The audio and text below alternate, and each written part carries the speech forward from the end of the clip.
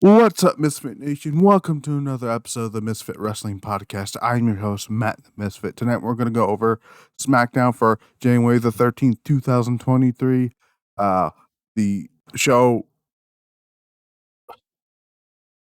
a show that's coming off one of the weirdest weeks in wrestling, where we had the whole Saudi buying WWE thing happening, Stephanie McMahon resigning from the company, and all that weird things that happened on basically in WWE, wearing the talent and all that stuff. Vince McMahon forcing his way back into the company, and all that weird stuff. We come off of a weird weird Raw rather, a phenomenal Dynamite, of course. But we also had this pretty decent episode of SmackDown. Not like nothing big, huge happened on the show.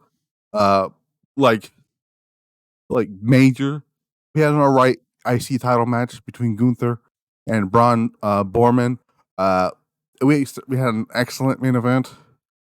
Well, it was somewhat of an excellent main event. It was close to being an excellent main event between Kevin Owens and Sami Zayn. We heard Bray Wyatt teasing the return of the Fiend. He's seen Charlotte Flair in the background getting beaten up by Sonya Deville for some reason, because they're still going to do that there. We've seen new entries into the Royal Rumble match for both the men and women's Royal Rumble matches. And we've seen some other things happen on the show. But before we do that, there was a talent meeting, and we're going to go over that in just a little bit. First, I want you to do is hit the like button, hit the subscribe button, comment down below, follow the social medias, Misfit Podcast TV on Twitter, Instagram, Misfit Wrestling Pod, Facebook, Misfit Wrestling Podcast, right here on youtube.com/@Misfit Wrestling Podcast.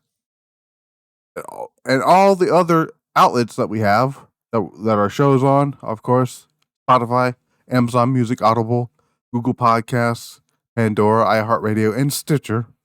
All of that good stuff here. But yeah, let's talk about this talent meeting, which was led by Triple H. A little bit of Kevin Owens in there as well. We did find out this is coming from Fightful Select and PW Entire. Again, Triple H had a head of talent relations, head of creative, chief content officer, held a talent meeting on SmackDown, or at SmackDown, before the show to basically try to calm the nerves of the worried talent backstage who do not want Vince McMahon back in the creative position. One of the things said that Triple H was talking about here, he said that he assured that Vince McMahon's return is to see if the company should sell and help lead the charge and figure out who might sell who he might sell the company to, or who they might sell the company to rather. He made an attempt to squash the story about a sale being done, a done deal, the Saudi Arabia story, obviously, and said if it would happen, it would take a lot longer, which is true. Sales don't happen overnight, which is one of the reasons why I didn't make a video about it, nor did I report it or anything like that, because it just didn't make a lot of sense to me. Another thing Triple H made mention here is he calmed down the talent's concerns, stating that none of what's going on with Vince right now will change the creative process that he has in place, or the team that has helped put the shows together. Triple H did open it up, did keep it open, and said anything could change, which keyword anything could change. But as of right now, Vince McMahon defers the final creative say to Triple H. Triple H also said that while he and Vince has had discussions about the creative, Triple H will be making the final call and is adamant, or WWE was adamant in an official sense to us this week. Fightful says that Triple H will still run creative. Triple H also thanked the talent and for all they do, and he understood that there are some concerns. Unlike Vince, Triple H cares about his fucking roster. Kevin Dunn, Mr. Beavertooth himself, spoke at this tale. I mean, he didn't say very much. He said that he worked for Vince McMahon for 40 years, 40 years, way too long. And since coming back, which again, he's only been back for a fucking week, said that Vince hasn't said a peep to him about making changes. Again, Kevin, he's been back for a week. Give it time. He heard that Vince has made suggestions regarding other departments, but that wasn't implemented, whatever the hell that means. Dunn largely reiterated the points Triple H made earlier about things not changing. Said that it was said by many that it was basically a calm down meeting, calm the nerves of the talent. Again, talent doesn't want Vince there. Triple H really doesn't want Vince as creative either. Triple H wants to make sure the show and his vision remains the same. I'm hoping that's the truth, because I do not want to wake up tomorrow or Monday and find out that, hey, Triple H has stepped down and has resigned from his position in WWE and has put in his full organization. I'm not ready to see that. I hope Vince is only back for a sale, because apparently it's being thrown out there now that he's already been telling people in other departments that they're not doing it properly, even though they were. He just can't help it. He cannot help the fact that other people, the company's doing fine without, like Triple H, Stephanie McMahon, and Nick Khan were running the company just fine and knew what the fuck they were doing. But I'm hoping WrestleMania plans for Triple H. I just want to see Triple H's vision of WrestleMania go through. So that should be hopefully what's going to happen here. But SmackDown opened with an Intercontinental Championship match. Gunther defended against Braun Strowman. The match was fine, not like a banger as people call it here. I've been seeing going around here. The match was all right. Gunther wins with a sloppy power bomb. But the story of the match was the shoulder that Gunther kept going on the attack with. But Gunther retains the Intercontinental Championship in an okay match. I'm actually glad Gunther won here, because we would know for a fact who's in charge of creative had Gunther lost. And to be fair, if Vince was booking the show, Gunther would have lost in like 5 minutes to Braun Strowman, and we would be like, well, what the fuck? Saw that. We had a video of Roman Reigns chewing out Sami Zayn last week at SmackDown. Again, I didn't get to talk about SmackDown, but the segment was fucking incredible. This led to the match between Zayn and Owens being made for the main event tonight, which also talked about Kevin Owens goading Roman Reigns into a championship match at the Royal Rumble. We see Sami Zayn knocking on the Bloodline's dressing room door. Paul Heyman came out and to inform Zayn that that Heyman's the only one here. He said that he's confused, and Heyman explains that Reigns told him that he wouldn't be showing him any love if he were in the arena. It doesn't make a lot of sense, but okay. Heyman tells Zayn that Reigns wants him to do all this on his own. Zayn asks Heyman to contact Roman in order to tell him that he will solve the problem of Kevin Owens once and for all later tonight. Then we got a promo by Rey Mysterio. Rey Mysterio coming out here saying basically he's talking about his shitty holiday weekends, and Dominic and Rhea Ripley just decided to ruin it. He's talking about the Royal Rumble win. He wants to do it again by entering himself in the Royal Rumble. Karrion Kross comes out looking like Hitman, Agent 47, which she looks different. Well, if he didn't have there, he would have the Agent 47 look down to a T, but he doesn't have. He has hair now.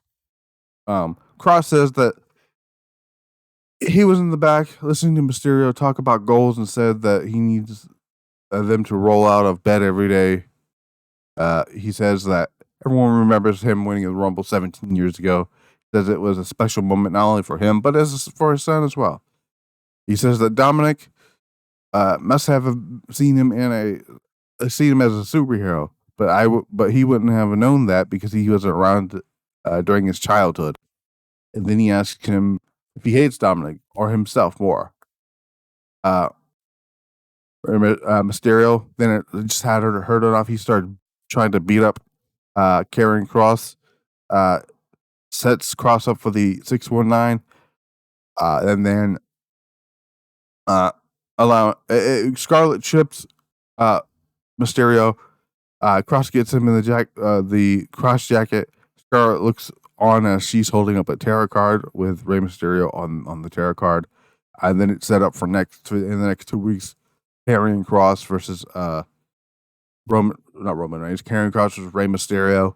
Hopefully Rey Mysterio could pull out something out of Karrion Kross in the ring. Because I know the dude can wrestle. I just don't want to see the whole, I gotta wrestle like the fucking Undertaker or something type of guy. We don't don't do that. Then we go to backstage. Emma, Maxine Dupree, and Liv Morgan are there. Emma and Dupree question why Morgan wants to enter the Royal Rumble in the board. I'm assuming now she just put it out there. She's going to enter the Rumble first. Raquel Rodriguez walks in and agrees with him. She says her best strategy is always in her last, given her size. That's not how that works. Actually, that's not how the strategy works. You enter last to be the freshest person in the match. That is the not the goal, but the strategy, what's the word I'm looking for? I forgot the word I'm looking for here, but Morgan slaps Rodriguez. Liv Morgan slaps Rodriguez, challenges to a match in order to prove herself. Angered for just a segment, Rodriguez accepts her challenge. Next up, we got Tegan Nox versus Xia Li. Tegan Nox wins with the shiniest wizard. I want to see more with Xia Li. Xia Li has not been used very much since being called up. That was mostly by Vince. I know Triple H booked Xia Li to look like a beast down in NXT when he was booking Teen Shaw. Hopefully Teen Shaw comes back soon. But I don't know if Wendy Chu character is going to go away anytime soon. But she did look great, though. Xia Li looks always great. She looks like a fucking Mortal Kombat character come to life, and I loved it. Yeah. Then we had a video package with Viking Raiders talking about them attacking Drew McIntyre and Sheamus, who are calling themselves the Banger Bros. And just the fact that sounds like a pornography film is hilarious to me. Even though WWE says they're aware of it, but they weren't aware of submission sorority. That's kind of funny and ironic to me. We find out that there will be a tag team tournament to crown number one contenders for the SmackDown tag team titles. So again, it's very interesting. Again, for the SmackDown tag team titles. So the Judgment Day are going to be challenging the Usos for the Raw tag team titles, and this tournament's going to find out who's going to face the Usos for the SmackDown tag team titles. So it looks like there are going to be what's the word I'm looking for? They are going to split the tag team titles, which I mean, I'm okay. I listen. I'd rather them split the tag titles now and get all the titles off the Bloodline, because they're not doing very much of anything with them. Roman's barely there. He barely defends the title. He's barely on TV. The Usos mainly show up on SmackDown. They rarely are a factor on Raw. So, but they will be facing the Viking Raiders next week in a first round match. Next up, we got Bray Wyatt promo. We got QR code during the graphic advertisement for it. It showed up. It was a scene clip from the Firefly Funhouse heading into the 2019 Hell in a Cell pay-per-view, where Bray Wyatt says, "See you in hell," and in the image, the Fiend flashes up. Bray Wyatt heads to the ring. A rocking chair is in the center of the ring with the lights dimmed. He sits and tells Green Bay that we're here. He basically says he's the Eater of Worlds and Uncle Howdy. And he says that the rebirth, his rebirth will come at the Royal Rumble. He tells LA Knight that when the lights go out, he should run. And that's how the Bray Wyatt segment ended. So I basically felt like an old school Bray Wyatt Eater of Worlds cult leader promo. So it was very interesting. Then we got a backstage segment with Kevin Owens and Kayla Braxton. Before Braxton could ask her question, Sami Zayn walks in and asks if Kevin Owens is happy. Zayn says he interfered in his business, but Owens cut him off and says he only interfered to dismantle the Bloodline. He says that he didn't ask for this. Zayn says Owens doesn't understand but he has to take care of business, and he's proud to do so. Again, Kevin Owens making it clear that, I don't want to be on the show. I'm a Raw guy, but your fucking Bloodline got into my business, so now it's my business. This is basically what it was here. Then we got a Gunther segment. Gunther being checked on in the medical staff here. Ludwig Kaiser, Giovanni Vici complained, complimented Gunther on his match before Gunther goes to battle. Twin says that now he's overcome Borman. He has his sights set on the Royal Rumble match of main eventing Royal Rumble, so Gunther has entered himself into the Royal Rumble. I'm fucking excited to see Gunther in the Rumble. Hopefully we get a stare down with him and Brock Lesnar. And some other things. Who's the other one I would see? Maybe someone with Bobby Lashley. Who knows?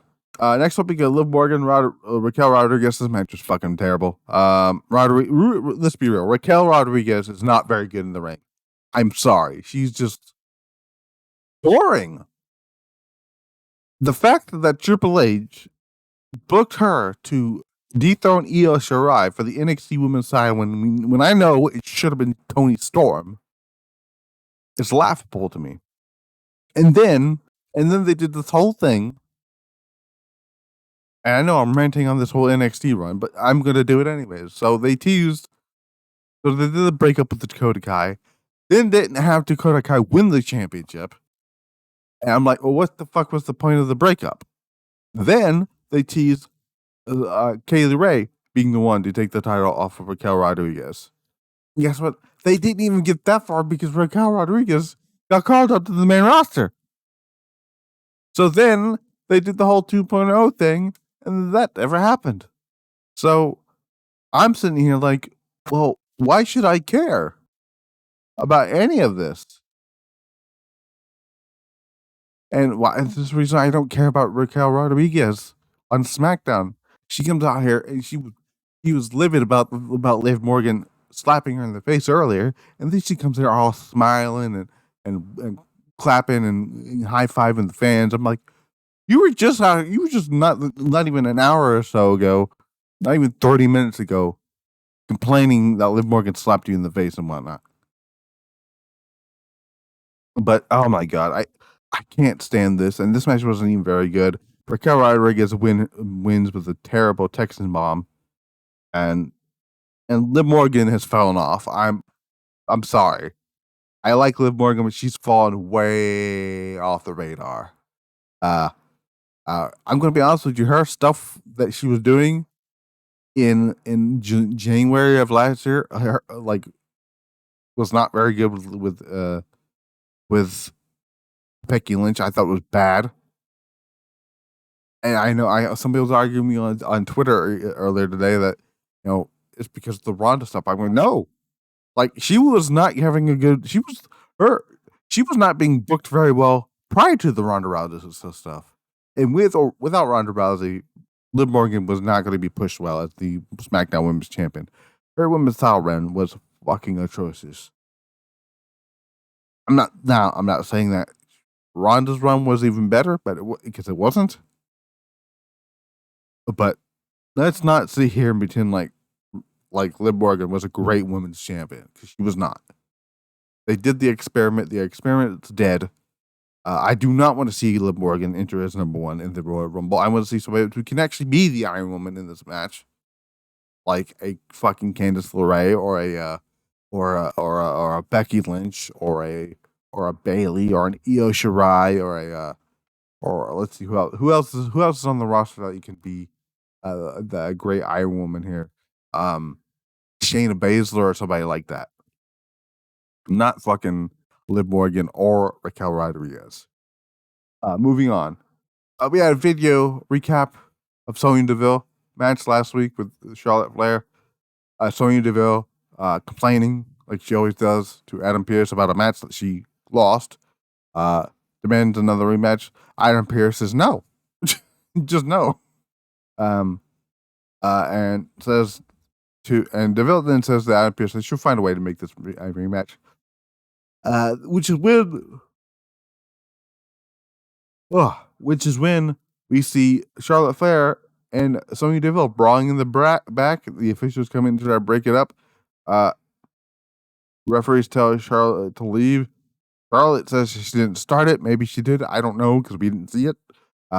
Deville jumps her. Flair sends her over a road case. Then tells officials she's done. Deville jumps on her once again, but Charlotte levels her. That's how that whole thing ended. Next up, we got a Cody Rhodes video package showing the exact same fucking video package they shown on Raw. Here's my thing. I'm kind of over these video packages now. I know we already know he's going to be at the Royal Rumble. It's not that much of a fucking secret. It was never it was going to be a secret at all. Like the moment he got hurt and the moment he was going to have surgery, everyone and their mother assumed like, hey, he's going to be at the Royal Rumble. He's going to be a surprise and win the Royal Rumble. Well, hopefully win the Royal Rumble, but he's going to be in the Royal Rumble. I don't want to see this video package again on SmackDown next week because I just don't care about the video packaging. I miss Cody. Don't get me wrong. I miss Cody. I cannot wait to see Cody Rhodes back.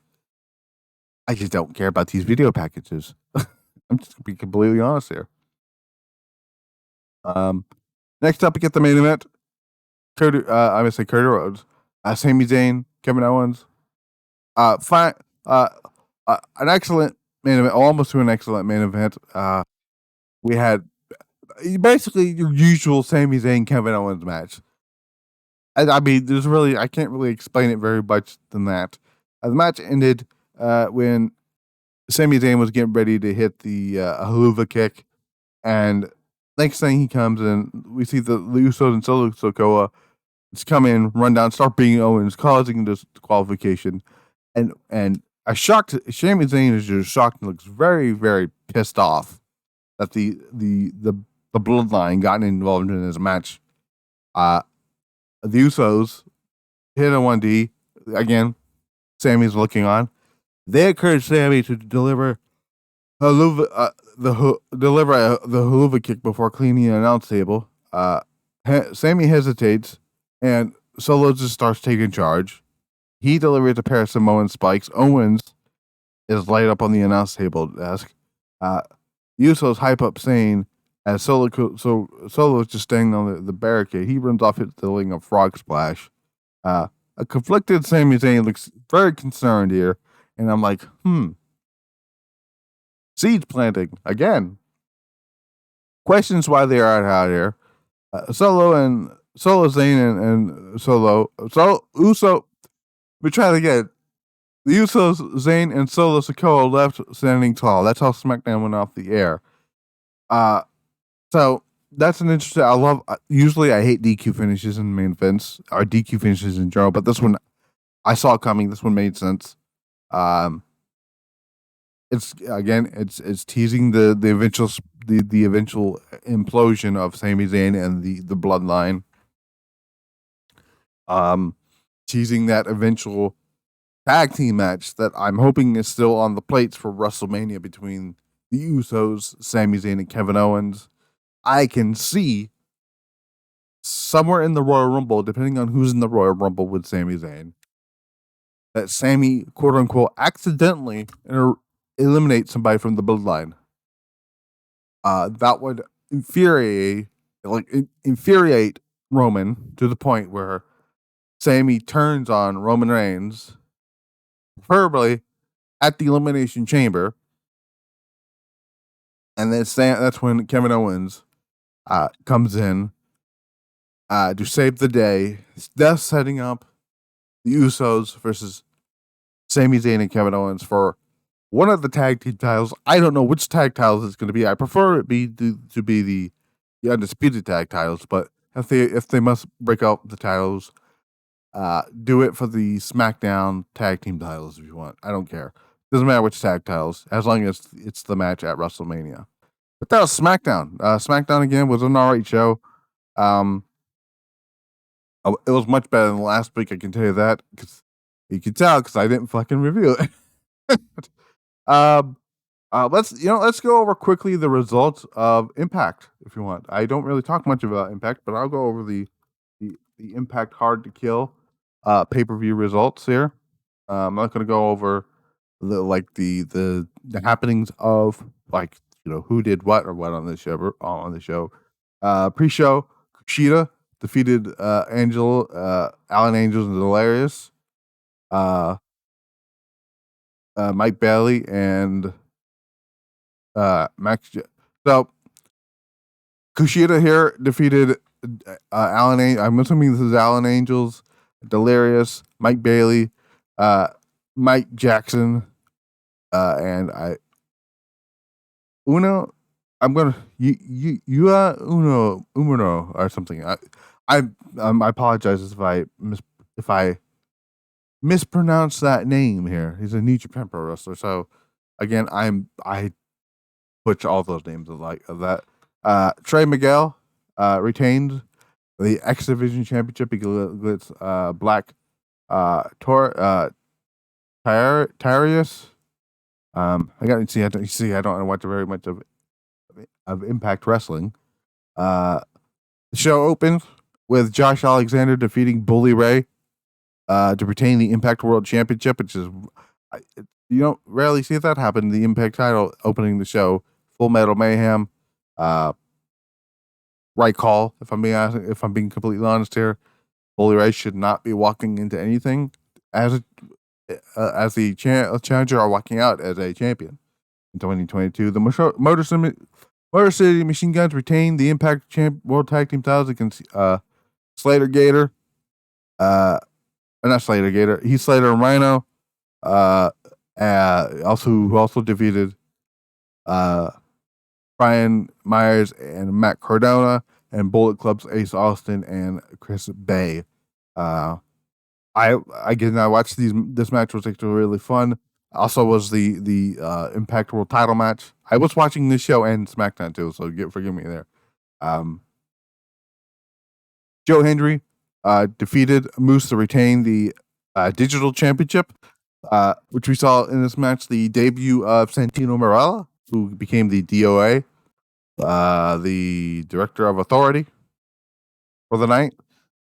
So that was a weird thing to see on there. Masha Slamovich defeated Deonna Purrazzo, the returning Killer Kelly, and Taylor Wilde to become the number one contender for the Knockouts Women's World Championship. That was fun. That was a fun match. I love Deonna Purrazzo. I love Killer Kelly. Don't know much about Masha Slamovich, or I know a little bit more about Taylor Wilde though. But I do love Deonna Purrazzo and Killer Kelly. Steve Macklin defeated Rich Swann in a false counting aware match. They did go all over the place. Steve Macklin coming off his murder of Eric Young, who set him off to lose his sanity in WWE. It was a fine match. Nothing much to write home about that. Eddie Edwards defeated Jonathan Gresham, which is very interesting to see Jonathan Gresham. I thought the story was Jonathan Gresham fighting for the honor of Ring of Honor, because the whole Honor No More stuff. And Edward Edwards, I guess, spat on the honor of it or whatever. But I guess not. But this was a excellent match. These two are excellent wrestlers, so I'm not surprised here. I believe this might be Jonathan Gresham's first match on a pay-per-view since walking out of Ring of Honor back in August. Or July, it was August, July, something around there, where he lost the Ring of Honor championship to Claudio Castagnoli at Death Before Dishonor. Main event: Mickie James defeated Jordynne Grace to win the Knockout Championship for the what is it, the fifth time in her career. So she is the current Knockouts champion. Great main event, fantastic main event. This was. It was a career title versus career match. I tweeted out not earlier, but yesterday. Earlier, that how many times out of 10 does somebody who's putting their career on the line in a career versus title match actually end up winning the match? And then immediately after Mickie James won, I said, well, Mickie James just answered my question by winning tonight. Just be fair, when you do career versus title match, always bet against the champion and choose the person who put in their career on the line. That they end up winning the match. That was fine. But yeah, this show, Impact Hard to Kill, was actually a really fun show. I don't expect me to talk much about Impact that much, because I don't watch it that much. But I'll check the pay-per-views every now and then. But I did enjoy what I saw on that show. Quick overview of Rampage. We found out. So Juice Robinson lost to Darby Allin. Fun opening match there that was. Darby Allin is great. Juice Robinson is great. Sting came out. The Sting countered Juice's score. So Sting came out and to celebrate basically with Darby Allin after the match. And we also found out that next week on Dynamite, this caught me way off guard. We're gonna find out. We got a TNT Championship match on Dynamite. It's going to be Darby Allin defending against Kushida. Let's fucking go. That's gonna be a fun fucking match to watch there. We got the AEW Tag Team Champions. They were doing a promo. They were interrupted by the Gun Club, and whatnot. It was weird ass fucking commercial. Though not commercial, promo. Though I kind of wish they had left the botch that Max Caster did in the broadcast. That would have been hilarious, but they didn't. Kings of the Black Throne defeated Eddie Kingston and Ortiz. Or Eddie Kingston was fixing to hit Julia Hart with a chair. Ortiz stopped him. Ortiz ducked a black mass, which ended up getting Eddie Kingston in the face, and Eddie Kingston gets pinned for the 1-2-3. So, and I'm assuming, and it's almost like I feel like the real feud in there is Ortiz and Eddie Kingston, not Malachi Black and Eddie Kingston. I'm still hoping the plan for Revolution is House of Black and the Elite. We did find out that the Elite is going to be the Young Bucks is going to take on Top Flight. So look at these matches that are going to be taking place on Dynamite. We have the Elite, the Young Bucks taking on Top Flight. Bryan Danielson versus fucking Bandito.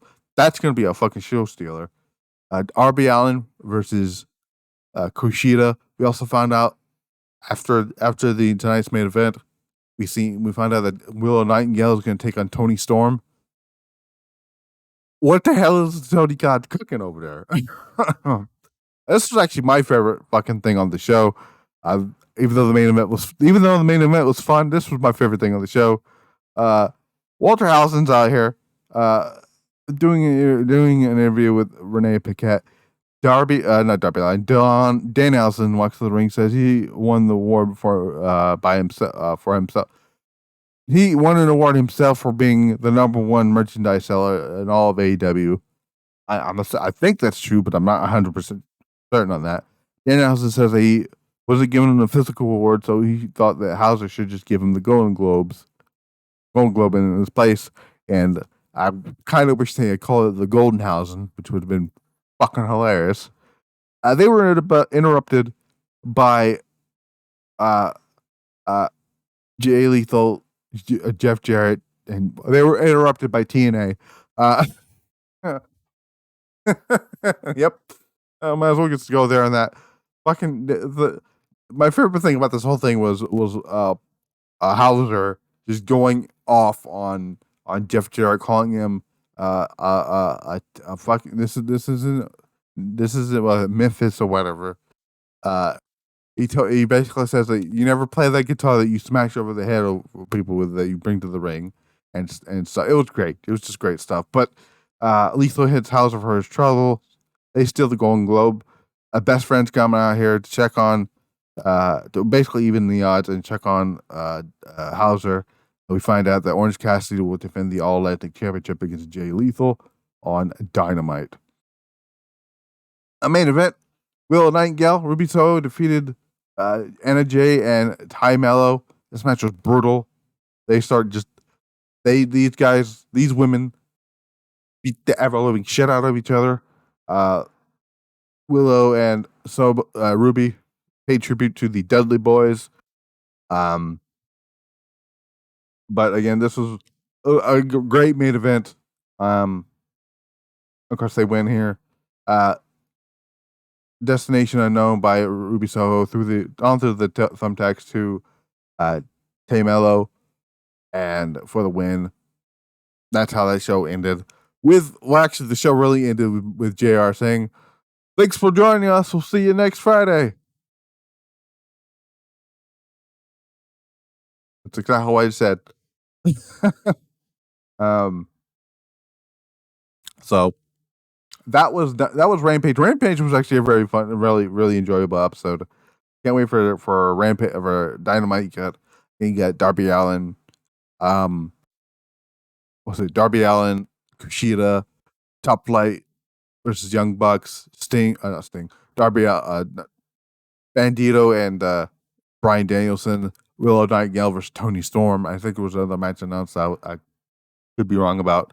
Yeah, there's that. We did find out that we got our first advertisement for Raw 30. We did find out that Kane and I believe somebody else's Kane and Ric Flair, I believe, are booked for the show. There's a big name that's been booked for the show. I'm trying to figure out trying to find out who it is, but I'm assuming there's still only two people I can think of, it being The Undertaker or Stone Cold or both. Ronda Rousey was advertised for the show, but she's no longer is advertised for the show, which is I don't understand why she was ever advertised for the show to begin with. She's a SmackDown wrestler. And then again, Kevin Owens show. It's really confusing. But I believe that's in 2 weeks. Again, I believe that's the go home show for the Royal Rumble. So yeah, that was this week. That was this week's show. This is the end of the week basically for Misfit Wrestling Podcast. There, SmackDown was all right. Hard to Kill was a phenomenal pay-per-view. I encourage you guys to go check it out. Mickie James and Jordynne Grace killed it in the main event. Jordynne Grace is great. Mickie James is great. Now you're going to see Mickie James in the Royal Rumble probably. I can see Mickie James getting inducted into the Hall of Fame this year. I can totally see that happening, and I would not be against it. Get the talent meeting with Triple H assuring people that he will be in creative for a while. Hopefully, my hope is forever. We got more stuff with this Bray Wyatt stuff. Gunther is still the Intercontinental Champion. Thank God. We see the seeds are planted still for the eventual Owens, Zayn, Usos match at WrestleMania. And Again, and Rampage, like I said, we're setting up good stuff for AEW. Adam Cole is back. Will Adam Cole have his first match on Dynamite? I would think so. Yes, I would probably put him in the ring on Dynamite. See if he still got it. But yeah, that's it. That's all I got for you this week. I've been Matt the Misfit. This has been the Misfit Wrestling Podcast. I'm not even going to go over the places where you can find this show. You know the drill. All those social medias are going to be in the link here. You can go to the Twitter and in the banner, you can see where we're at here. I got to add the Stitcher to it, but that is in there as well. Until then, I will see you guys back here for Monday Night Raw. We're out.